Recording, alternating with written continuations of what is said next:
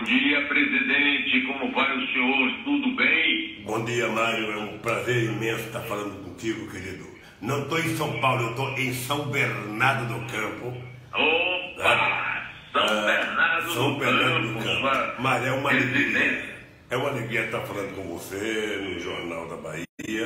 E é uma alegria estar falando com o povo da Bahia nesse momento da importância política do Brasil. Quero te colocar que eu estou à tua inteira disposição, querido, para você perguntar o que tiver vontade de perguntar e eu responder apenas o que eu sei. O que eu não saber, eu peço desculpa para você, sabe?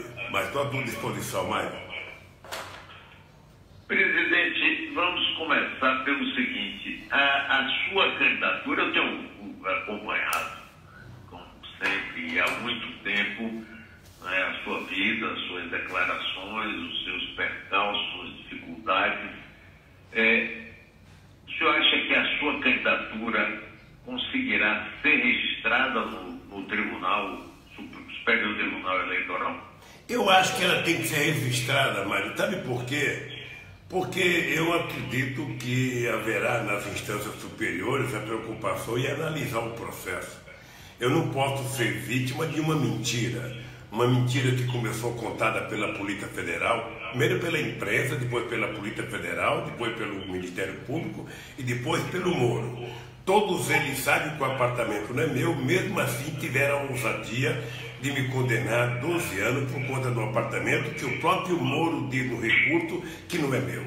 Então é um momento, eu acho que é um momento único na história da humanidade, alguém ser condenado por uma propriedade que não tem nenhum direito legal, que não tem um documento, que não tem um centavo, que não tem uma escritura. Ou seja, eu sinceramente não sei.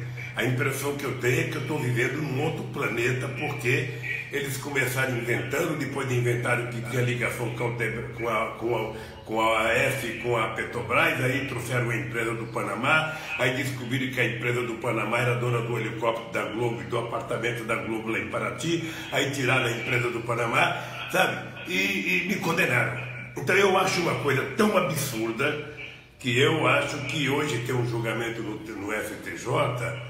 Eu não entendo bem essa questão jurídica, mas tem um julgamento. Eu espero que as pessoas leiam o processo, leiam as acusações, leiam a defesa, para que as pessoas me declarem inocente e deixem o povo brasileiro me julgar em outubro. Eu estou consciente que eu vou ser candidato, estou trabalhando para isso. Acho que a situação que o Brasil vive precisa de um companheiro que entenda da alma do povo brasileiro, que entenda da situação do povo brasileiro.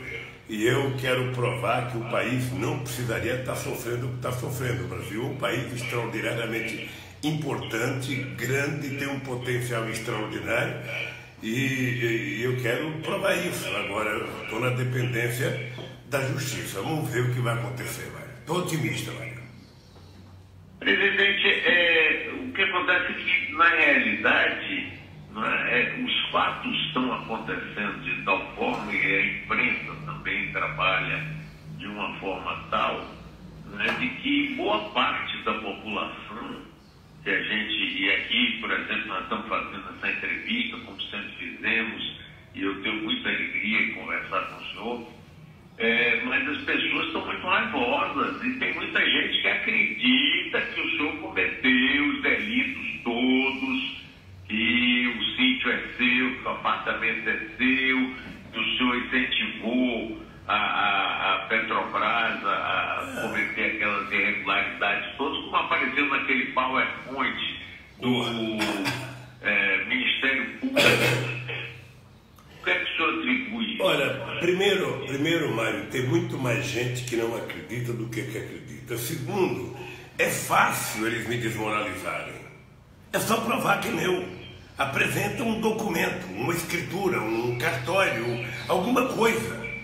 Não é possível que alguém seja dono de uma coisa que não é dele. Então veja, eu estou dizendo que não é meu e já provei que não é meu. Eles estão dizendo que é meu e não provam. Então, para mim, a melhor forma que eles têm de me desmoralizar perante a opinião pública é provar que é meu. Acabou. Prova, mostra um documento, mostra que eu comprei, mostra que eu paguei, mostra que eu utilizei e eu estou desmoralizado. Por que eles não fazem isso? Eles foram na casa do Gedel e encontraram malas com dinheiro, foram na casa do Sérgio Cabral e encontraram joia, encontraram dinheiro, foram na casa do outro e encontraram... Ora, foram na minha casa e não encontraram nada, por que não pede desculpa para mim? Por que não pede desculpa para mim? Por que não pede desculpa ao Brasil? Então, Mário, eu, pelo tempo de amizade que eu tenho com você e pelo respeito que eu tenho com você, eu posso te dizer uma coisa, a única coisa que eu posso oferecer ao povo brasileiro é a minha inocência. O dia que a justiça, a polícia e o Ministério Público provarem R$1 de desvio na minha vida, eu estarei fora da política. Mas é preciso provar, não apenas dizer. Ora, a sociedade brasileira, o PT tem 30%, 33% de pessoas que normalmente são contra o PT. Essas pessoas vão sempre acusar o PT, vão sempre achar que o PT errou. Eu acho normal pela quantidade de informação. Ô Mário, você é um cidadão que tem mais ou menos a minha idade. Não tem um ano a mais. Não tem na história do Brasil, mas se juntar todos os presidentes da República, desde que foi proclamada a República, que tenha apanhado da imprensa mais do que eu. É todo santo dia, de manhã, de tarde e de noite, imprensa falada, televisada, escrita.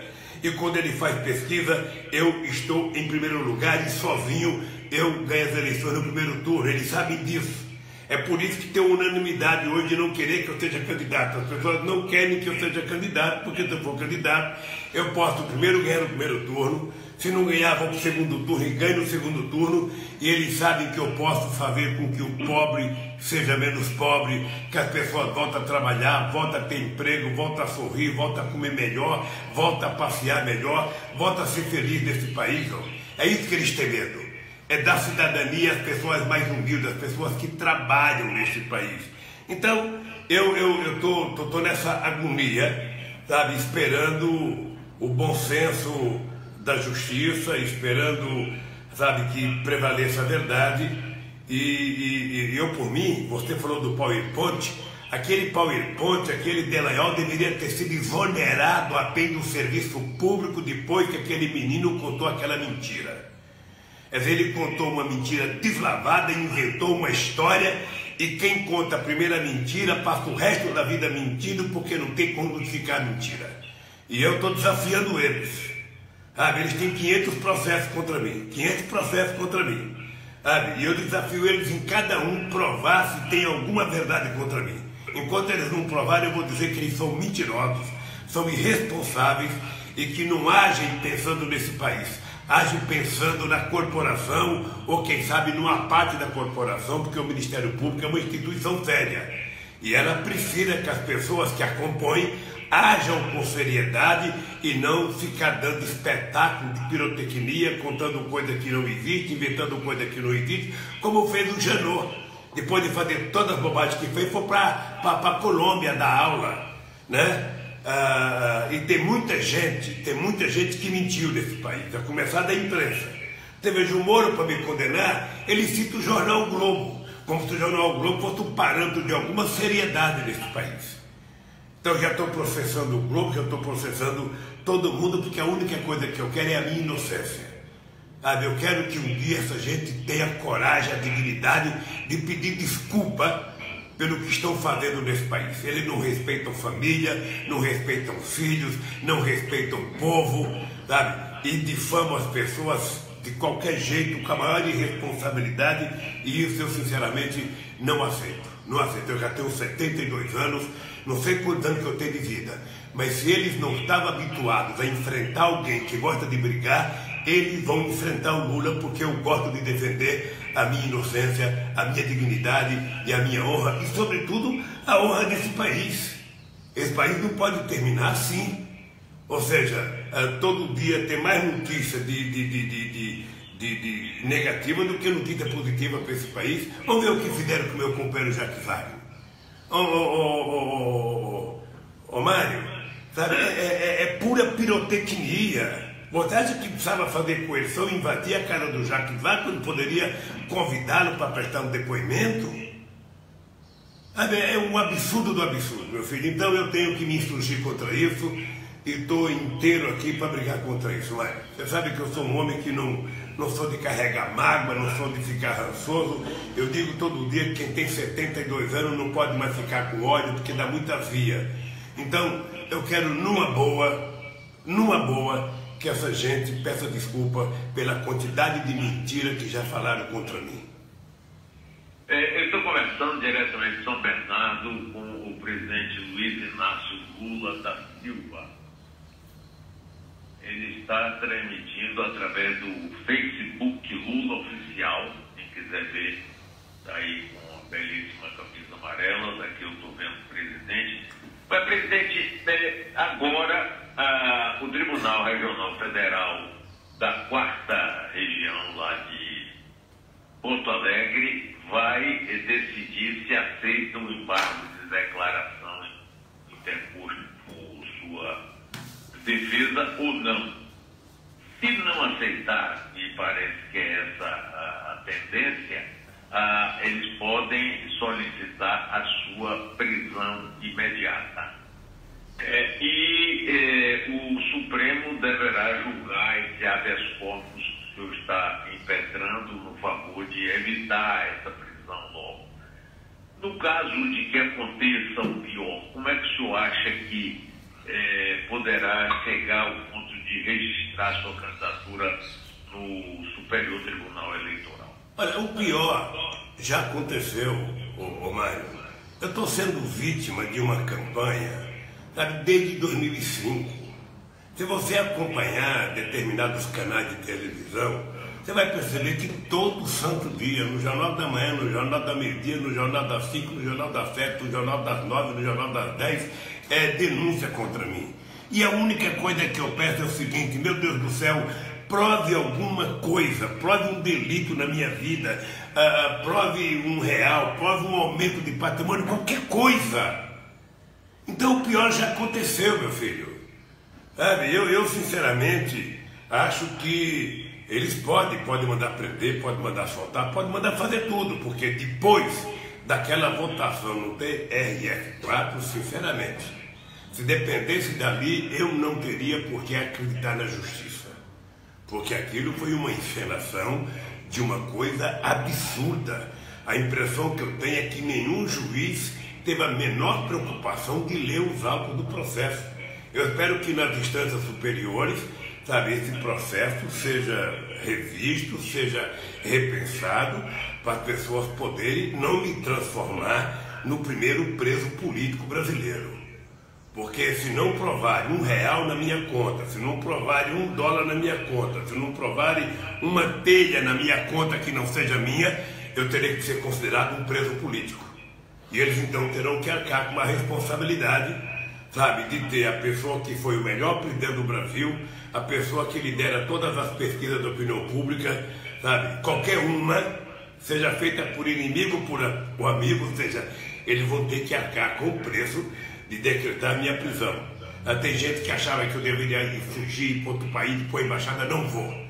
Eu vou para minha casa, sabe, sou brasileiro, amo esse país, tenho certeza do que eu fiz por esse país, tenho certeza do que eu posso fazer por esse país, e eles sabem que nesse momento, possivelmente, eu seja uma das poucas pessoas que possa consertar o estrago que eles fizeram e devolver esse país para o povo brasileiro, restaurando a soberania desse país. Para dizer alto e bom som, o BNDES vai ajudar no desenvolvimento da economia, o Banco do Brasil vai ajudar no desenvolvimento da economia, a Caixa Econômica vai ajudar no desenvolvimento da economia, a Petrobras vai voltar a ser do povo brasileiro, o petróleo é nosso, recuperar a indústria naval, fazer com que esse país seja grande e seja respeitado. É isso que faz com que eles não querem que eu volte? Porque a empregada doméstica ganhou o direito que eles agora estão tirando? Desmontaram o direito trabalhista para voltar quase que ao tempo da escravidão? Então quero que eles saibam que eu estou me insurgindo contra isso. E por isso eu estou candidato. Não sou candidato porque não teve a convenção do PT ainda, mas eu estou candidato. Ora, se eles entenderem que deva evitar minha candidatura, sabe, eles façam isso e arquem com as consequências do que pode acontecer nas candidaturas. Ou seja, o Brasil não é o Lula é apenas um cidadão brasileiro, sabe, que estou aqui para cumprir as decisões, sabe, da justiça e eu espero que haja justiça de verdade. Eu, sinceramente, mas eu digo todo dia, eu acredito tanto na justiça que eu estou recorrendo.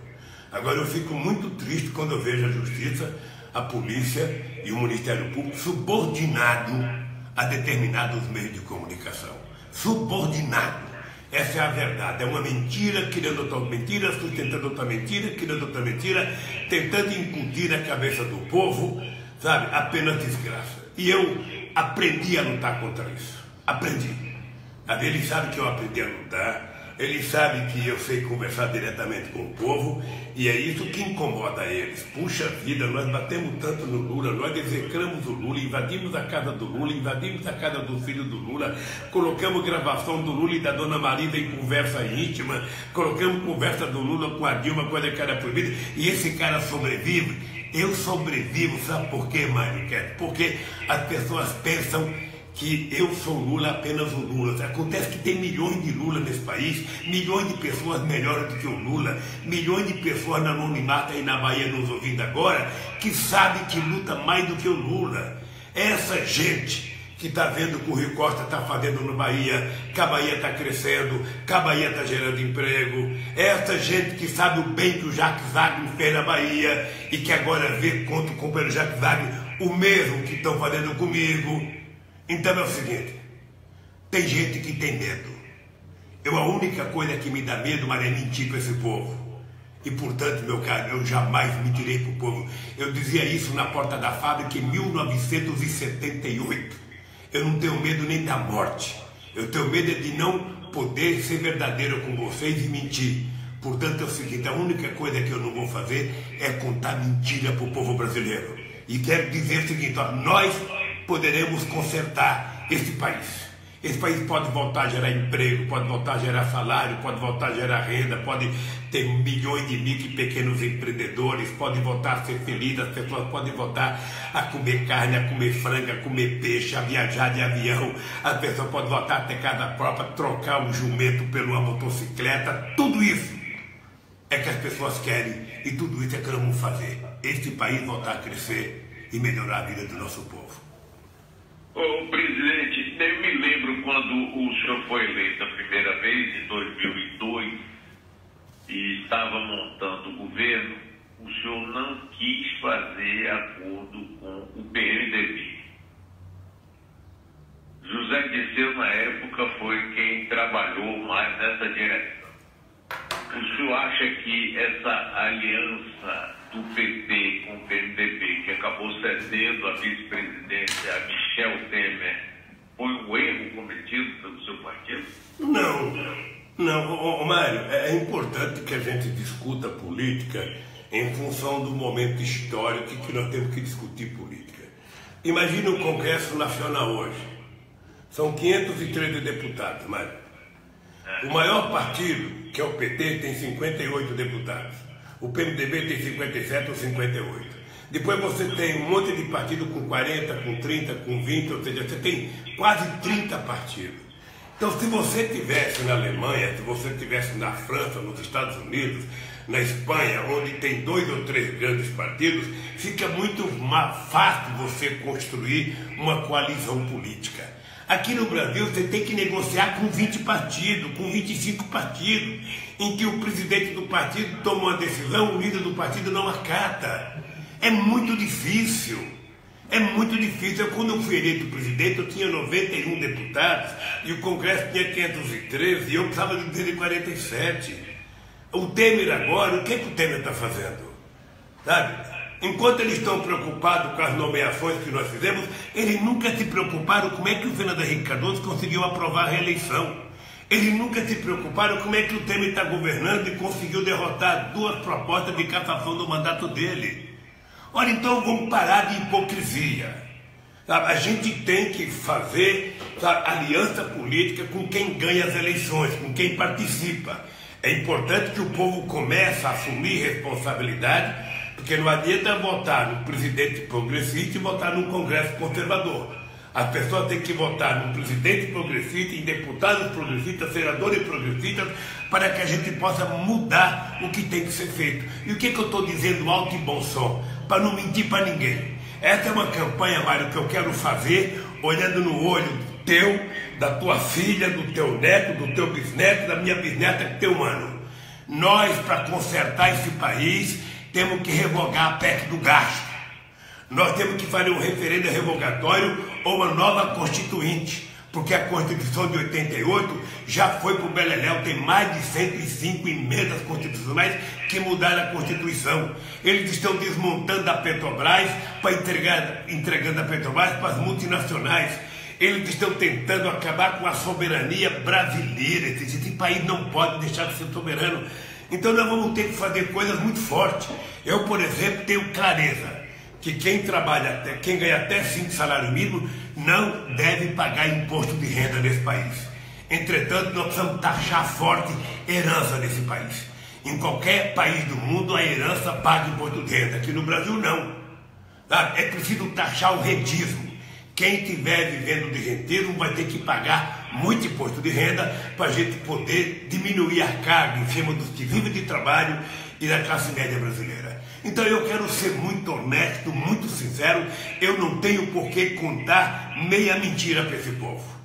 Mas senão a gente não recupera o Brasil. E eu já fui presidente, não precisaria ser outra vez. E não vou votar para depois chegar lá e falar, não dá, eu não posso fazer isso porque está muito ruim, não. Volto porque acho que é possível fazer. E por isso que eu estou pedindo ao PT, pedindo ao povo brasileiro, no momento certo, me indicar e vamos tentar disputar as eleições, esperando que a justiça, sabe, garanta a minha candidatura. Porque se eu for candidato, eu tenho certeza que nós poderemos ganhar essas eleições no primeiro turno, inclusive, Mário, eu acho que até com o seu voto, se você permitir que eu fale com o seu coração assim, bem gostoso, assim, você vai falar, pô, esse Lula vai realmente ajudar a Bahia, junto com o Rui, ia ser muito mais Bahia. Presidente, me diga uma coisa. Vamos conversar agora um pouco sobre essa atitude de Antônio Palocci em relação às denúncias que ele fez contra o senhor. O que o senhor acha? Mário, a única explicação que eu tenho, veja, eu tenho dito que o Palocci foi muito importante no momento da história do Brasil. No momento em que o Brasil precisava de tranquilidade, sabe, o Palocci foi o ministro que deu essa tranquilidade para a gente poder dar um salto de qualidade que nós temos no Brasil. Ora, a única explicação que eu tenho para o fato do Palocci estar querendo fazer essa delação é porque deve ter dinheiro em jogo ou a liberdade. Então o Palocci quer ficar com uma parte do dinheiro que foi desviado, se é que foi, ou que é a liberdade, porque não existe outra explicação. Eu, sinceramente, já disse, eu conheço o Palocci de muitos anos, conheço a mãe do Palocci, a mulher do Palocci, o filho do Palocci. Eu acho que nem todo mundo aguenta o tranco na cadeia. Né? Teve gente que com tapa já contou tudo, já denunciou no tempo da luta armada, teve outros que morreram e não contaram nada. E eu, na verdade, eu não tenho raiva, eu tenho pena. Eu tenho pena que um homem que poderia ter uma história muito nobre nesse país termina a sua vida com essa biografia triste, contando mentira para delatores. Aliás, eu acho que não é nem ele que escreve, eu acho que são os advogados ou o próprio Ministério Público que tenta coagir as pessoas. Veja o que estão fazendo com Marcelo Odebrecht agora. Marcelo Odebrecht ficou 3 anos preso. Sabe, pegaram tudo que ele tinha na casa dele. Entraram na minha casa, pegaram até a iPad do meu filho de 3 anos, do meu neto de 3 anos de idade. Aí depois de 3 anos na cadeia, o Marcelo Odebrecht sai e encontra um computador que a Polícia Federal não achou, que tem um monte de e-mail acusando não sei quem. Ora, eu também achei estranho. Ninguém é palhaço nesse país. É preciso parar com essa palhaçada. Se o Ministério Público se meteu numa enrascada e contou muita mentira, por favor, não invente outra mentira. A melhor coisa é tentar pedir desculpa pelo estrago que fizeram, como aquele cara que denunciou o Temer, o do Joesley. Cadê aquele procurador? Cadê a verdade daquilo? O seu Janot está na Colômbia, o seu Joesley está preso. E cadê o procurador? Então, o Ministério Público é uma instituição muito séria e, a bem da seriedade, é preciso que os procuradores sérios se insurjam contra a irresponsabilidade de alguns procuradores que estão mais preocupados com a sua biografia midiática do que em preservar a instituição Ministério Público. Portanto, Mário, eu estou vacinado contra isso. Estou vacinado. Eles não estavam habituados a mexer com um político que tem caráter. Sabe, caráter a gente não encontra no shopping. Caráter a gente não encontra no supermercado. Caráter a gente nasce com ele. Não tem nem mais ou menos caráter, tem caráter. E eles aprenderam a mexer com um político que tem caráter, e eu vou enfrentá-los em nome da verdade e em nome da minha inocência. Eu, quando disse que eu não aceitava a decisão do TRF4, eu disse mesmo assim: não aceito essa decisão, não respeito a decisão, porque se eu respeitasse a decisão, a minha neta, que completou um ano domingo passado, quando ela tiver 16 anos, ela vai ter vergonha do bisavô dela. Então, como eles não levaram a sério o julgamento, como eles não leram o processo, como eles condenaram porque tinha que condenar, eu quero dizer, eu estou de cabeça erguida para provar a minha inocência. E estou dormindo todo dia com a consciência tranquila.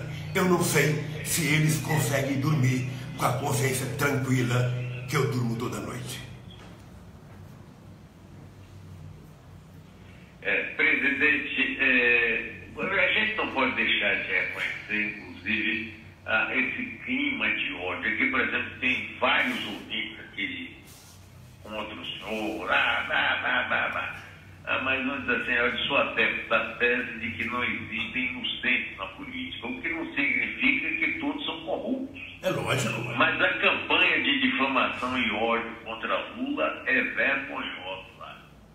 Existe essa campanha e ela é enorme, quer dizer, é um negócio. Agora, o pessoal se esquece que quem elege é o povo.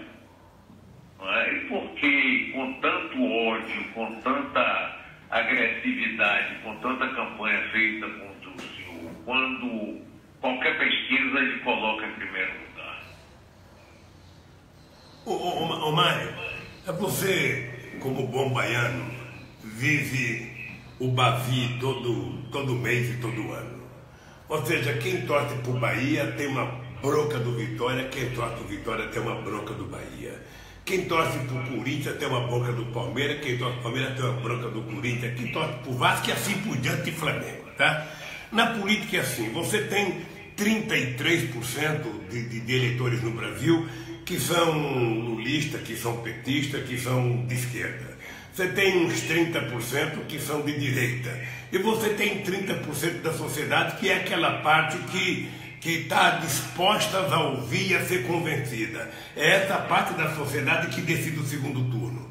Então, num país dividido assim, todas as coisas que eu falar, tem 30% contra.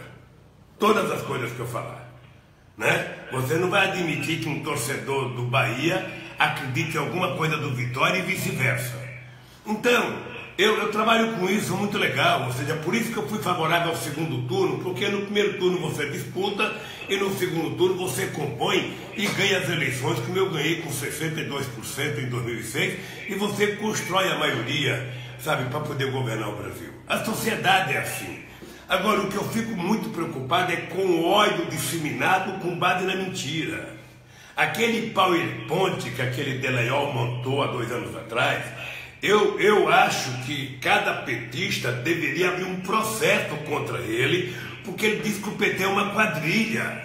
E o PT é o mais importante partido de esquerda existente no mundo hoje. Não tem um partido similar ao PT, Mário Kertz. As pessoas podem não gostar do PT, mas o PT é criticado pelas coisas boas que ele faz. Você sabe o que é o governo do PT na Bahia, com 2 mandatos do Wagner e com o mandato do Rui. Você sabe o nosso compromisso com o povo, você sabe o nosso compromisso com os mais pobres, você sabe o nosso compromisso com aqueles de baixo. E somente assim é que esse país pode saltar de qualidade, é você fazer as pessoas mais humildes saltar um degrau na escala social, ter acesso à universidade, ter acesso ao emprego, ter acesso à cultura, ao lazer, sabe? É o mínimo, Mário, que nós temos que fazer. Então esse ódio impregnado, ele é exagerado e eu quero ganhar as eleições para poder restituir a paz nesse país. Fazer com que as pessoas sejam petistas, sejam tucanos, sejam do DEM, seja de qualquer partido, mas que as pessoas vivam de forma civilizada. Imagina se cada republicano ou cada democrata nos Estados Unidos, cada vez que se encontrasse num restaurante, fosse aos murros. Ou seja, nós temos que aprender a conviver democraticamente na diversidade. Nós temos que aprender a conviver com as pessoas mais humildes, tendo acesso a bens materiais que ela até então não tinha. É bom que o pobre chegue à universidade, é bom que ele chegue ao ensino médio, é bom que ele tenha emprego, é bom que ele viaje de avião, é bom que ele compre um carro, é bom que ele compre uma casa, é bom que ele possa fazer seu churrasco de final de semana, sabe? É bom que a pessoa seja feliz, é para isso que a gente vive, é para ser feliz, para cuidar da nossa família, para cuidar dos nossos filhos, sabe? Aonde é que tem motivo de ódio nisso? Então, eu tenho em conta, Mário, que em 2009 e 2010, o Brasil era o país mais feliz do mundo e o país mais otimista do mundo. Eu sei como é que era o ânimo desse povo para estar transformado nesse azedume que está hoje. Eu sei o que estão fazendo com o Jacques Wagner aí, porque fizeram comigo há 13 anos. Ou seja, a única coisa que eu posso dizer para o Galego é o seguinte: não baixa a cabeça, Galego. Eu te conheço, sei da sua decência, da sua dignidade, não esmoreça. Vá à luta porque, sabe, tem muito safado tentando prejudicar o PT. E nós temos que levantar a cabeça e brigar contra isso.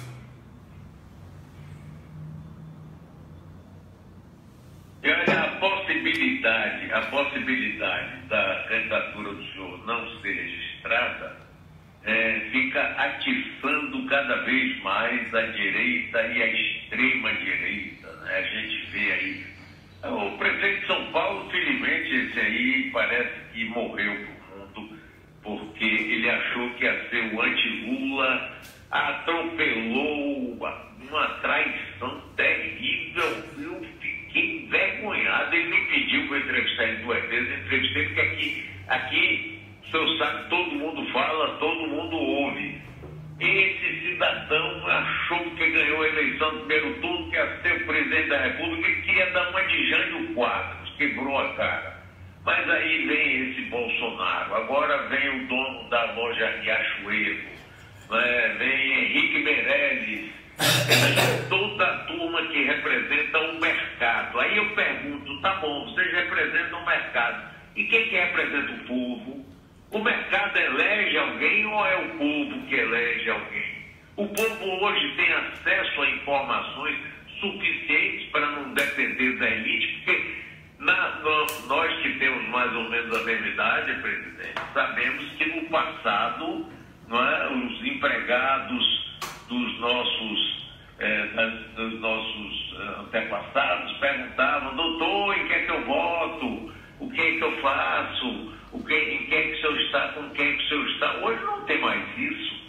E eu vejo essa extrema-direita achando que agora é a hora e vamos, porque o PT está destruído, Lula não vai ser candidato e a gente vai avançar e o mercado vai ganhar. E aí? Mário, deixa eu te explicar uma coisa, que é o seguinte. Veja, eu acho que eles estão numa situação complicada.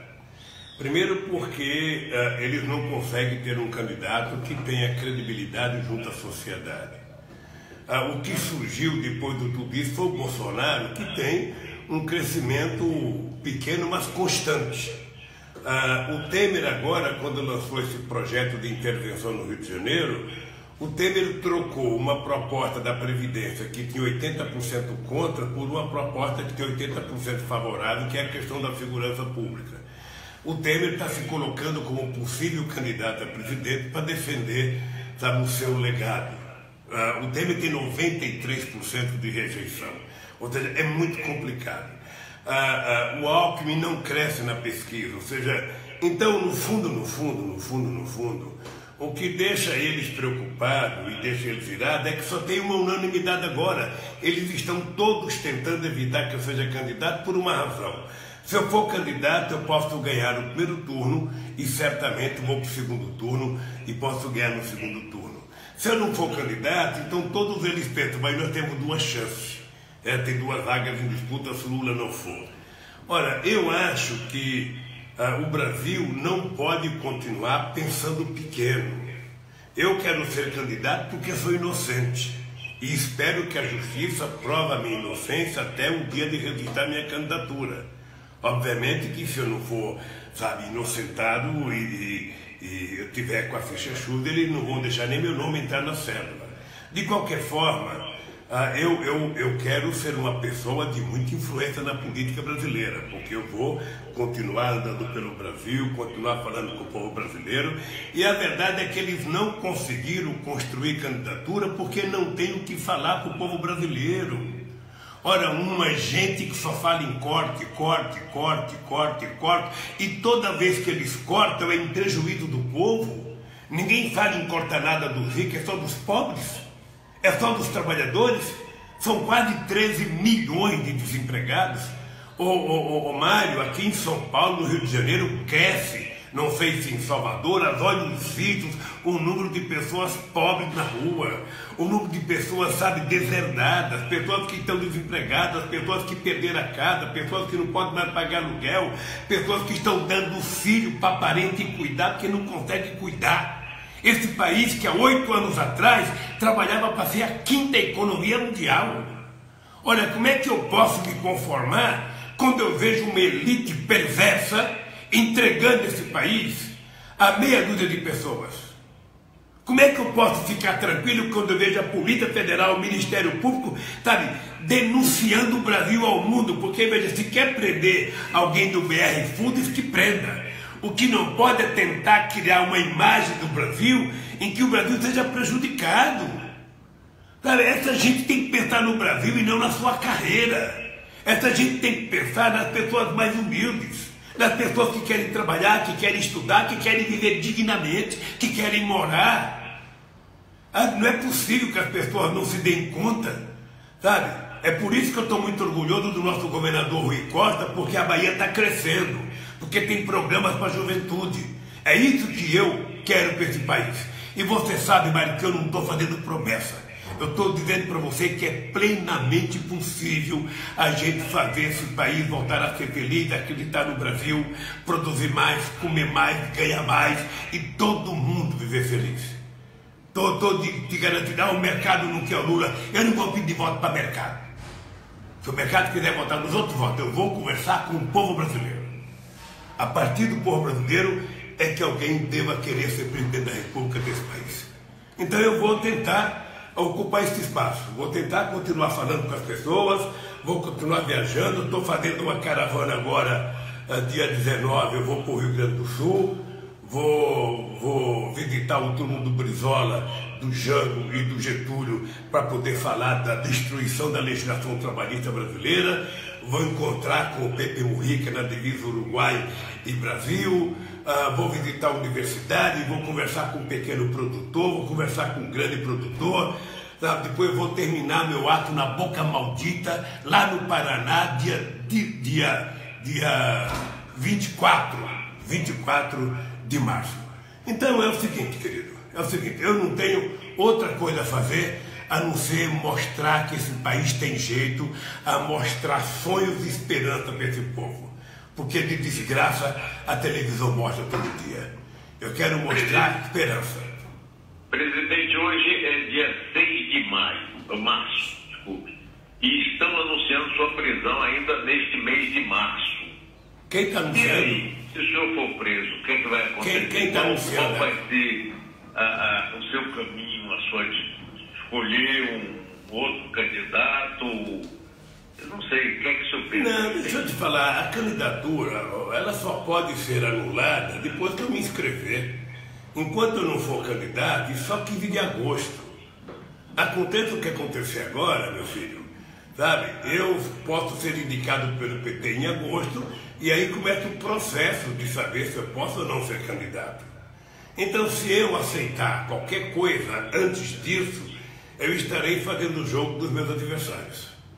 É o seguinte, olha, todo mundo vai para a rua. Alckmin vai para a rua, Temer vai para a rua, Bolsonaro vai para a rua, Ciro vai para a rua, todo mundo está na rua. E quanto mais gente, melhor. E vamos ver no final quem é que o povo escolhe para ser presidente da República do Brasil. E quem for escolhido vai governar esse país. A única vantagem que eu tenho é que o povo sabe que eu sei governar para os pobres. que eu conheço a alma desse povo. Eu sei conversar com o coração dessa gente e com a consciência dessa gente. Eles sabem que eu conheço, porque eles sabem que eu não sou um estranho no ninho. Eles sabem que eu sou um deles lá. Então é isso que eu quero, sabe, falar com esse povo, conversar com o meu querido povo baiano. Fiquei tão feliz esse dia de um cidadão lá de Serra Talhada dizendo que se eu for condenado, ele quer ficar metade do tempo que eu vou ficar na cadeia, que se eu roubei pro povo. Aí agora um outro já falou, não, que ele também quer ficar metade. Daqui a pouco eu tenho uma fila de gente querendo ficar presa no meu lugar. É uma história sui generis no Brasil isso, mas eu tô consciente de uma coisa, eu estou consciente que vai prevalecer a minha inocência. Eu estou consciente, é só aliás, Mário, você poderia pegar um processo para ler, para você perceber a excrescência que foi feita contra mim nesse processo. É como se a gente estivesse no tempo da Inquisição. Eu não preciso de provas, eu só tenho convicção que eu não posso querer ele vai na presidência, acabar com o PT e fim de papo. E não é assim no século XXI. Sabe? É preciso que as pessoas tenham provas concretas. Eu quero saber se o Ministério Público vai investigar corretamente esse negócio da Globo, da transmissão do futebol, da FIFA, que é denunciado. Eu quero saber se a imprensa vai atrás do Tacla Duran, que é o cara que está acusando o Moro e a mulher do Moro, e ele diz que não conversa porque o cara é acusado. Quando é para conversar com os acusados, ladrões que estão presos fazendo delação, ele conversa. Mas quando é para conversar com o cara que acusa ele fala, não posso conversar porque o cara é bandido. Então, presidente, me diga uma coisa. Presidente, me diga uma coisa. Eu estou lhe esperando aqui em Salvador. Dia 15. Eu estou lhe esperando aqui em Salvador para o senhor voltar mais uma vez aqui nesta rádio que está cheia de cachorro. Ainda o senhor veio aqui ainda antes de ser presidente da República. Você ainda tem eu lhe cachorro? entrevistei na televisão. A nossa ligação é antiquíssima. O senhor sabe disso. E eu tenho o prazer de recebê-lo aqui no estúdio. Eu e os cachorros aqui da Rádio Metrópole. E também os funcionários, é claro. Mário, mas eu tenho que vir aqui então, na Bahia. Eu lhe prometo que a minha ideia é ir à Bahia dia 14, ter uma conversa com o meu governador, sabe? Depois eu posso ir de manhã ir no seu programa ao vivo. Venha. Tá bem? Venha, estou te esperando. Meu compromisso com você, querido. Isso. Nossa amizade não foi feita em porta de botequim. E nem é eventual. É uma coisa duradoura e verdadeira. Isso. Um grande abraço, felicidades, boa sorte e continue aí na luta, presidente. Um abraço para você, Mário, que Deus lhe abençoe. Um abraço para o meu governador Rui Costa e um abraço para o meu companheiro Jacques Wagner. Galego, cabeça erguida, porque a luta continua, meu filho. Valeu.